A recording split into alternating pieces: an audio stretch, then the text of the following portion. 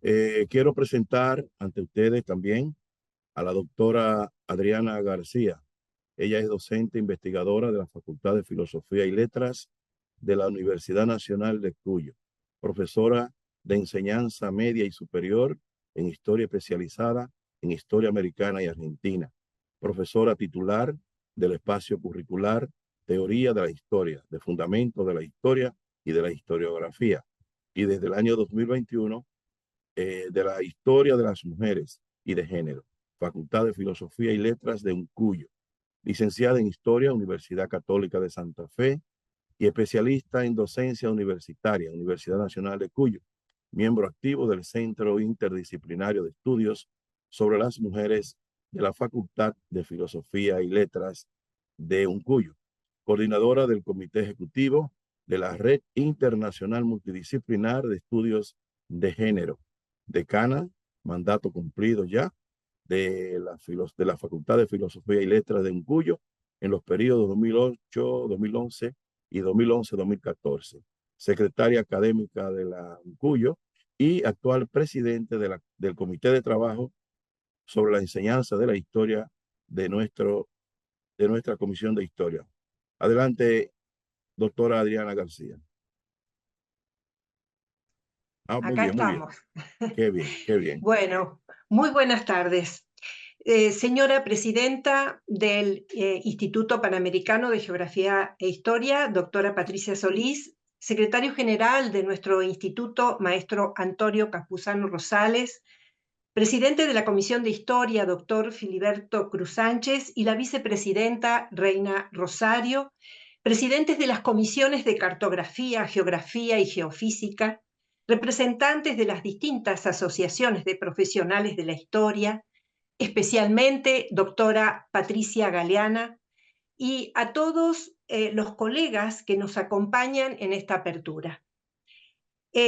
Unas brevísimas palabras. En primer lugar, adherir plenamente a las palabras de nuestro presidente, el doctor Filiberto Sánchez Cruz, de la doctora Patricia Solís y, por supuesto, del secretario general Antonio Campuzano Rosales, que ha dado una excelente definición de lo que la historia significa para la humanidad.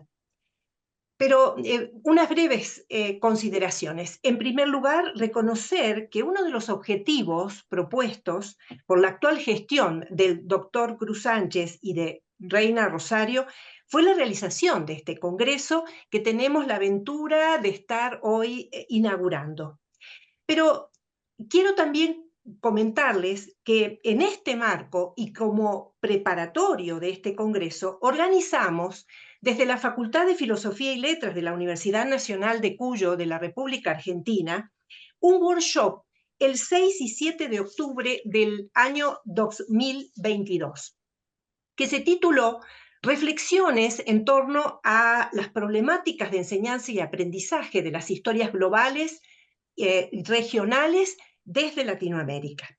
Ese workshop tenía la intención de ser un espacio de encuentro para compartir y analizar experiencias de enseñanza de la historia global americana y regional con un objetivo primordial, que era avanzar en el despliegue de una reflexión grupal e iniciar, esto era importante, una sistematización del conjunto, pero poniendo foco en las experiencias singulares. Y me permito mencionar cuáles eran esas comisiones de trabajo, porque van a dar cuenta de lo que los ponentes van a realizar a lo largo de este congreso.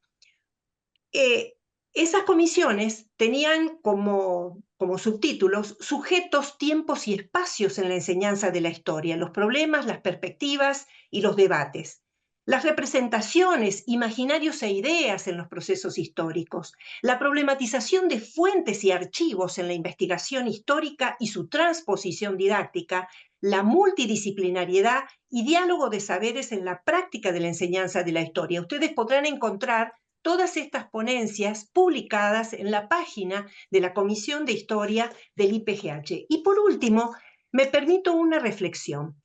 El año pasado, una estudiante, ante una discusión suscitada por el vínculo entre la teoría y la práctica, de alguna manera nos inquirió a mí y a un grupo de compañeros con esta afirmación.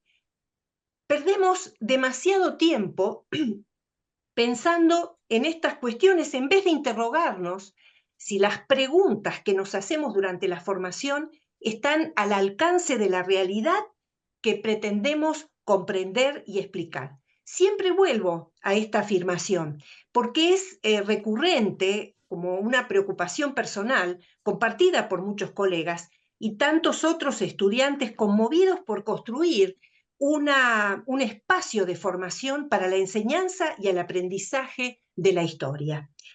Seguramente cada ponencia va a suscitar múltiples y enriquecedores diálogos, y como lo ha afirmado el maestro Campuzano Rosales, estamos para que la ciencia esté al servicio de la paz. Muchas gracias. Muy bien, doctora, muy bien. Gracias por sus palabras. Ahora quiero presentar a la doctora Reina Rosario Fernández. Ella es doctora en Historia de Centroamérica y el Caribe de la Universidad de Costa Rica. Realizó una licenciatura en Historia y una maestría en Antropología Cultural en la Universidad Estatal de Moscú, Lomonosov, antigua URSS. Es autora de, entre otros libros, los siguientes: Identidades de la población de origen jamaiquino en el Caribe costarricense, que fue su tesis doctoral, año 2015. Raíces de la identidad dominicana, también del año 2015. Reina Rosario es miembro correspondiente nacional de la Academia Dominicana de la Historia y miembro correspondiente del Instituto Duartiano. Actualmente, por el periodo 22-25, es la vicepresidente de la Comisión de Historia de nuestro instituto. Con ustedes, la doctora Reina Rosario, que nos asistirá en la conducción de esta primera sección en lo adelante. Adelante, Reina. Buenas tardes a todos y a todas. Para mí es un verdadero placer poder conducir la primera sección de trabajo de este Congreso Panamericano de la Enseñanza de la Historia, que ha sido un gran sueño que hoy vemos realidad. Y nos complace muchísimo poder contar con un grupo significativo de reconocidos especialistas de nuestra región, quienes van a estar durante esos 4 encuentros que tendremos analizando cuál es la situación de la enseñanza en nuestra región, tanto a nivel secundario como a nivel universitario. Saludamos también a todo ese público que vemos que nos está acompañando. Aquí yo veo 114 personas. Sean todos y todas bienvenidos y bienvenidas a esta primera sección de este Congreso Panamericano de la Enseñanza de la Historia, que tiene como objetivo dejar un legado. ¿Cuál será nuestro legado? Dotar a nuestros países de un diagnóstico de cuál es la situación real de la enseñanza de la historia en nuestra región. Para mí es un gran honor presentar a nuestra primera panelista en este sentido, con una conferencia magistral, a la doctora Patricia Galeana, la pasada presidenta de la Comisión de Historia del IPGH. Ella es historiadora, admirada por todos, doctora en estudios latinoamericanos de la UNAM y ha sido investigadora en el Instituto de Investigaciones Históricas y es catedrática de la Facultad de Filosofía y Letras de la UNAM. También ha impartido cátedras en universidades extranjeras como en Madrid y en Colombia, y ha dirigido 10 instituciones. Presidenta del Comité de Historia Cultural del Instituto Panamericano de Geografía e Historia de la OEA en el periodo del 2005 al 2014.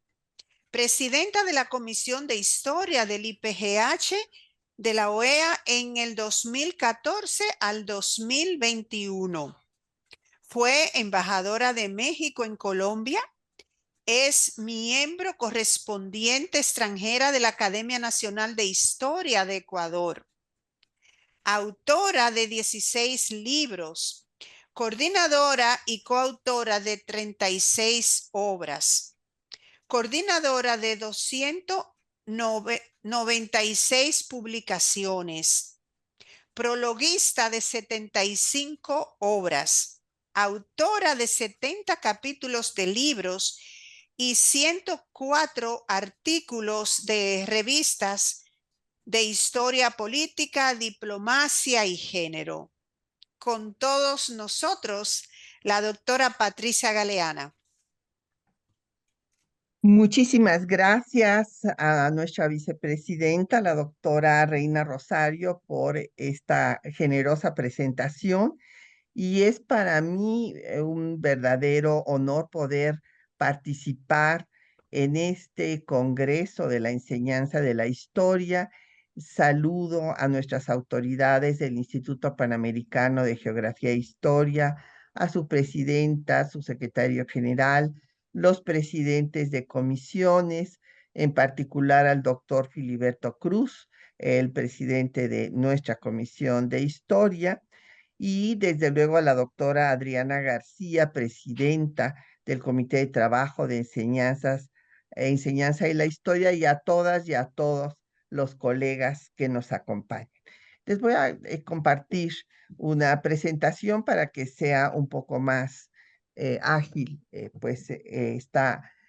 yo quisiera que fuera como una introducción. Voy a plantear una serie de desafíos que tenemos quienes nos dedicamos a la enseñanza de la historia y que seguramente se van a dirimir, se van a hacer diferentes diagnósticos. Esto me parece muy importante, este diagnóstico de cuál es la situación de la enseñanza de la historia en nuestra región, para poder evitar la desaparición de la materia que se ha estado dando sistemáticamente en diversos de nuestros países, como lo planteó nuestro secretario general, y para que podamos seguir sirviendo a la construcción de la paz, como planteó nuestra presidenta, la doctora Solís. Desde la más remota antigüedad, desde la antigüedad griega, se distinguió entre los logógrafos y los historiadores. El historiador es el que investiga para saber, y ya Heródoto sustituyó lo mítico por lo histórico. Si vemos pues el diccionario de la Academia de la Lengua Española, que es la que hablamos, ahí se define la historia como la narración verdadera de los acontecimientos pasados. No obstante, ahorita en una rápida revisión historiográfica vamos a ver todos los problemas que enfrentamos, porque evidentemente la historia está condicionada a las circunstancias del momento en el que escribe, y pues la verdad de hoy para muchos de los colegas es sustituible por una verdad del pasado.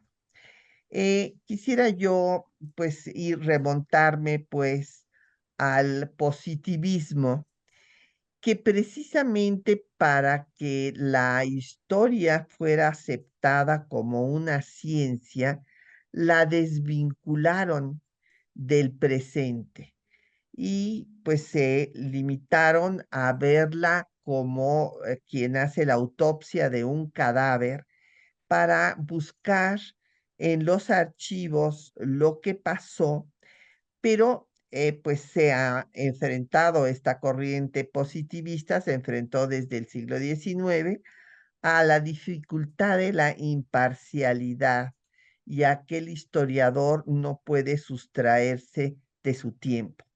Así que aun cuando la historia ya ha sido declarada una ciencia, en nuestro presente pues ha tenido una serie de cuestionamientos que vamos a ver más adelante. Otra de las corrientes historiográficas pues que ha sido cultivada desde el siglo XIX y sigue cultivándose en el tiempo presente es la del materialismo histórico. Y ahí, pues, el estudio de la economía para entender los movimientos políticos y sociales cobró una gran importancia.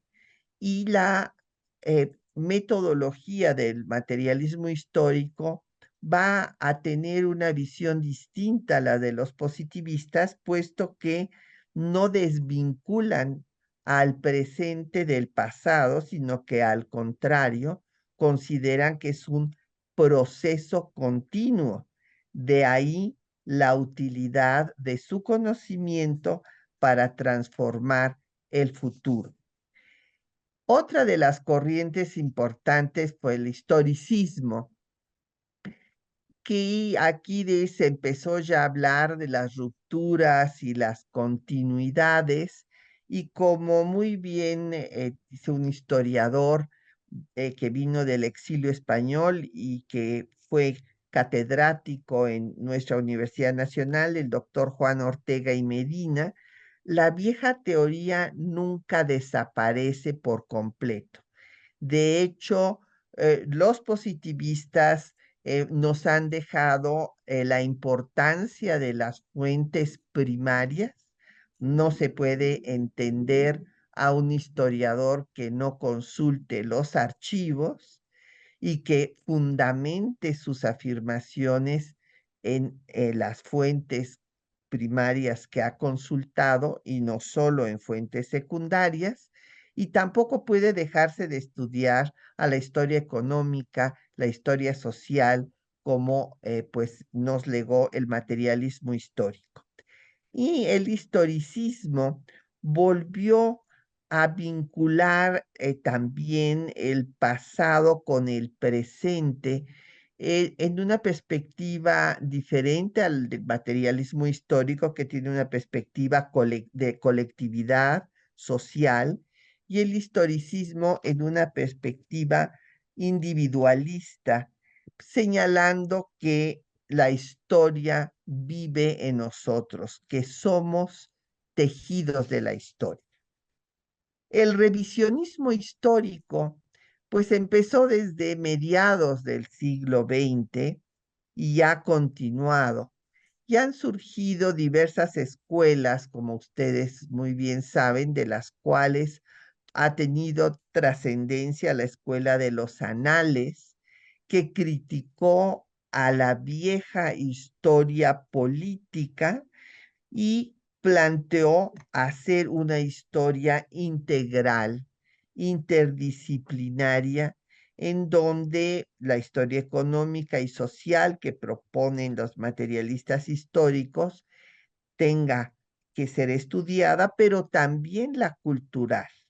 Y así surge la historia de las mentalidades y se cobra conciencia de que también el imaginario colectivo de cómo se percibían los hechos vividos es digna de ser estudiada y que los procesos deben de seguirse a largo aliento, como lo hizo la obra de Fernando Brodel.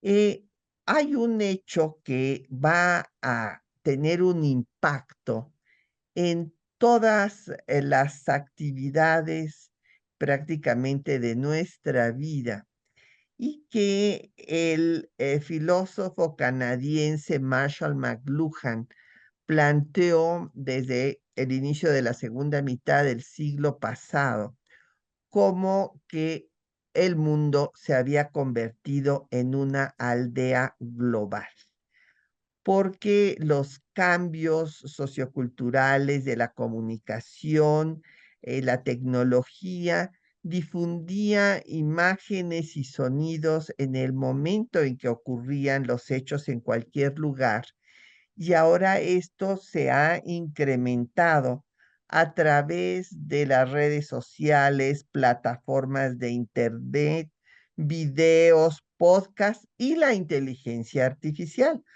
que nos ha planteado muchos problemas a las y los maestros de historia. Ciertamente son tecnologías que debemos aprovechar, pero que también nos plantean la dificultad de dilucidar si el trabajo que nos ha entregado un alumno lo hizo él o es producto de inteligencia artificial, lo cual a mí por lo menos me ha llevado a tener que cuestionarme si hay que regresar a exámenes orales o a que el trabajo de examen se haga en presencia del maestro y no que nos entreguen algo que investigaron y que no sabemos dónde lo investigaron, porque no es fácil encontrar. Si podemos saber si plagió un alumno, pero no podemos saber si es un producto de la inteligencia artificial. Y nos encontramos con otros graves problemas, las llamadas fake news, que muchas veces influyen más que nuestras clases en la universidad. Entonces, tenemos que enfrentar estos desafíos.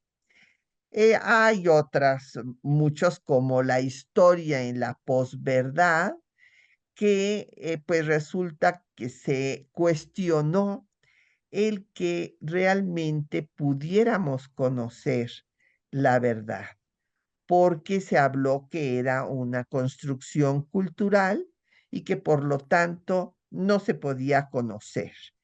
Esto pues lo han cultivado mucho quienes hacen novela histórica, y desde luego la novela histórica tiene mucho más éxito que cualquiera de nuestros libros.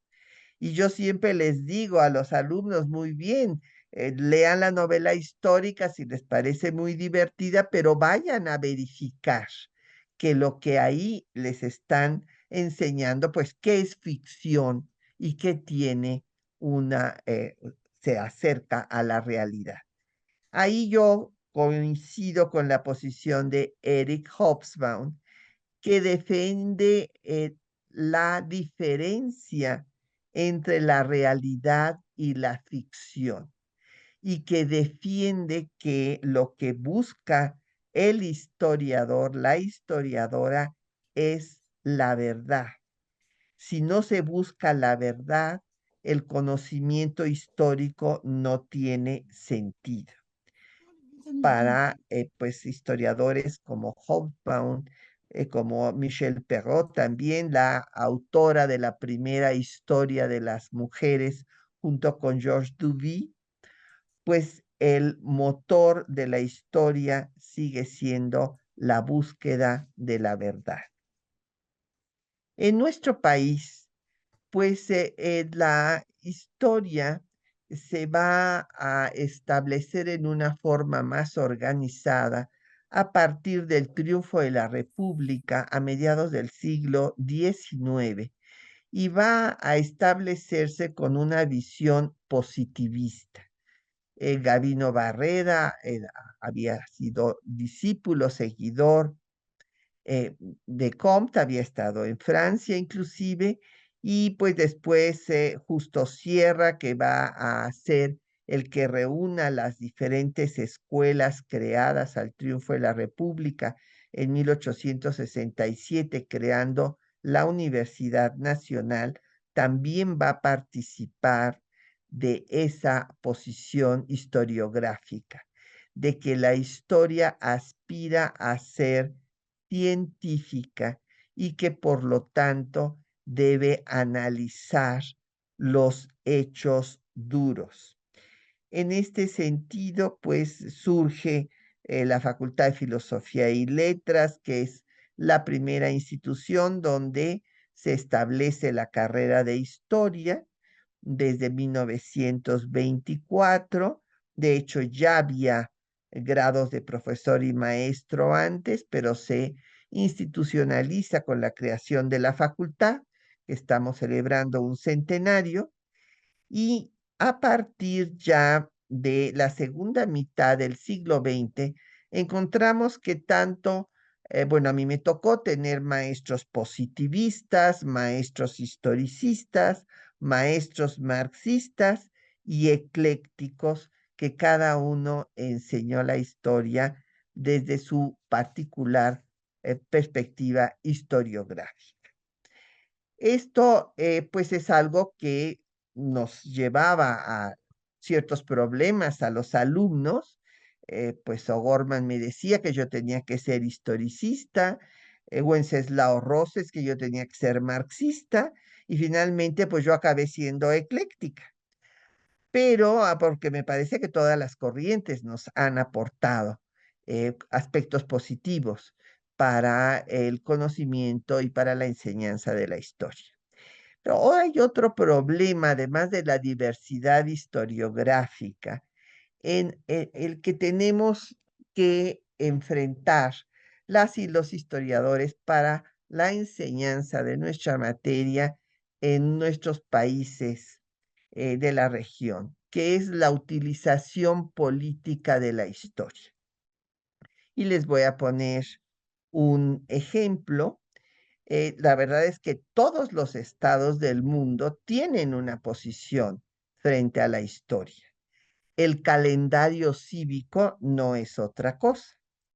En nuestro país, desde 1960, se establecieron los libros de texto gratuitos para la enseñanza primaria. Y en 1992, casi al final del siglo, hubo un nuevo libro de texto que causó una importantísima polémica, ya que desaparecía algunos de los héroes, reivindicaba al dictador y exaltaba al gobierno en turno.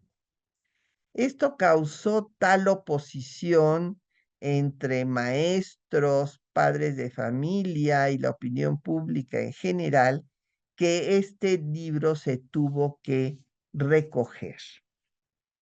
Después, cuando en el 2000 tenemos que hay un cambio de partido político en el poder, pues viene una deconstrucción de la historia anterior.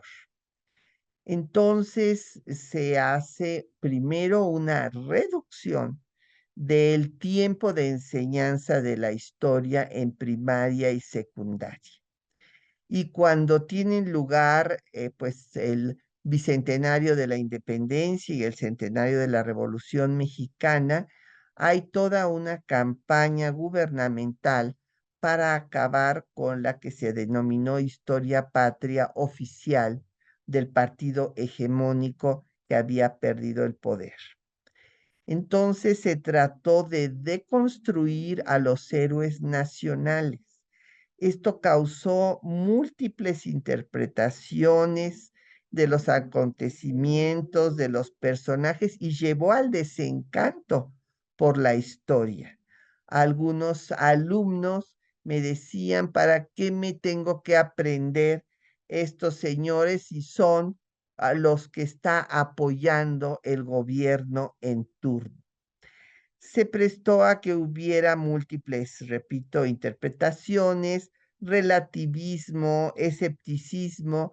Para algunos la historia de bronce se sustituyó con una historia de cobre y como escribiera el escritor mexicano Vicente Quirarte, pues nos quedamos como un pueblo huérfano de héroes o con héroes con pies de barro. Entonces, la orientación historiográfica prevaleciente, pues resulta que tiene una hiperespecialización.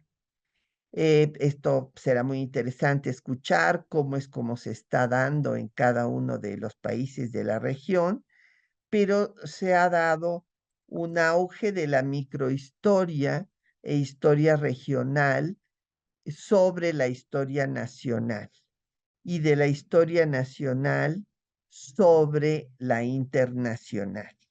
y pues se han alejado los estudiantes de tener una visión integral de los procesos históricos, además de no cultivarse la historia comparada.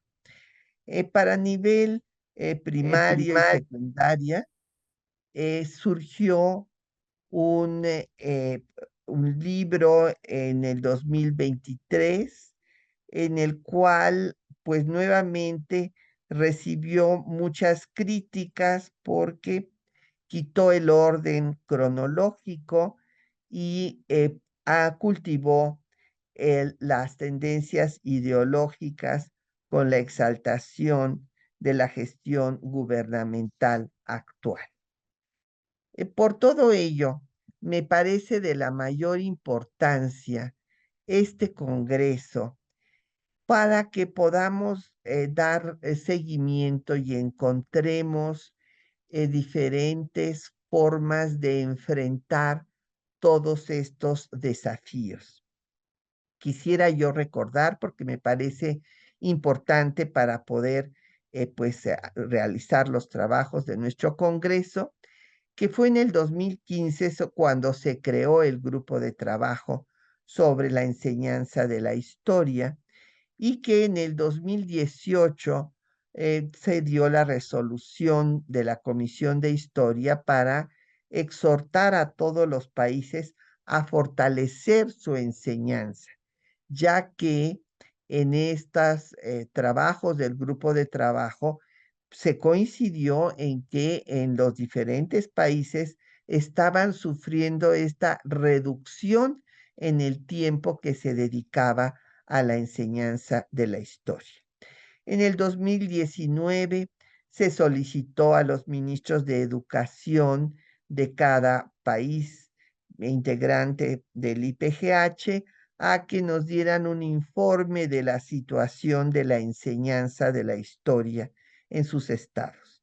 Y la conclusión es que en muchos países se había dado la eliminación de la historia como asignatura autónoma de la educación básica. Es el caso actual, por ejemplo, en México. El impacto del Internet, la telefonía móvil y otras tecnologías digitales, pues habían tenido en algunos aspectos un impacto negativo para la enseñanza de la historia y desde luego la inexactitud de contenidos históricos en los medios masivos de comunicación, además de la carencia de estudios especializados en la enseñanza de la historia. Todo esto pone de relieve la importancia de nuestros trabajos en este Congreso para poder enfrentar estos desafíos de la historia oficial, de la información distorsionada en medios masivos de comunicación. Un punto muy importante, el retraso educativo debido a la pandemia. Esto es algo que se dio en todos nuestros países. Y ha habido, en el caso de México, una baja en la matrícula de los estudiantes que quieren ser historiadores e historiadoras, porque también se quejan de no tener salidas laborales. Además del tema de la inteligencia artificial que ya les había yo tratado. Nuestra responsabilidad es mayúscula. Nos toca pues estudiar el quehacer humano a través del tiempo y del espacio y aprender a conjugar los diversos tiempos, ya que nuestra herramienta de trabajo es el tiempo, conjugar el tiempo personal con el social y con el objeto de estudio. Un aspecto al que yo quiero llamar la atención es que es para atender a esta función social de la historia. Nuestro trabajo tiene, como lo dijo Mark Bloch, desde mediados del siglo pasado, tiene que tener impacto en nuestro tiempo presente y en la historia que se hace.